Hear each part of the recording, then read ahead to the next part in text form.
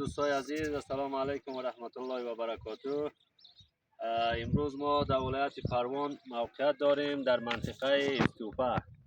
قسمی که شما میبینید منطقه استوپا یا قلعه تاریخی استوپا یکی از قلعه های بسیار تاریخی و دیدنی در ولایت پروان موقعیت دارد که این قلعه در زمان بوداییسم اعمار گردیده بوده در ولایت پروان که تخمینا 1800 سال قبل قدامت تاریخی دارد و در یک موقعیت اعمار گردیده که بسیار موقعیت حاکم و موقعیت بسیار جذاب و دیدنی.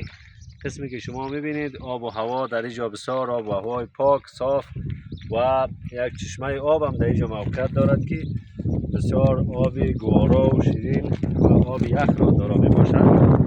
این منطقه را پس سبزی و زیبایی منطقه افزوده است.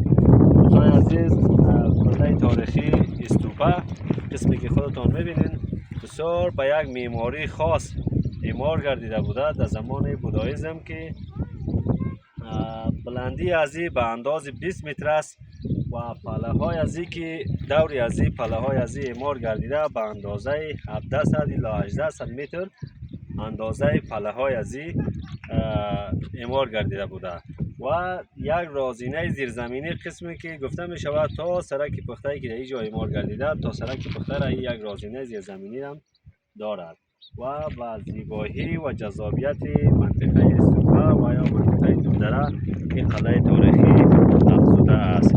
بسیار زیاد تشکر از توجهتان. امیدوار هستم که همگی در صلح و صفا و سلامت زندگی بکنیم، بتانیم که به گوشه گوشه وطن برویم و از دیدنی ها و از جذابیت های وطنمان همگی مستفید شویم. و السلام علیکم و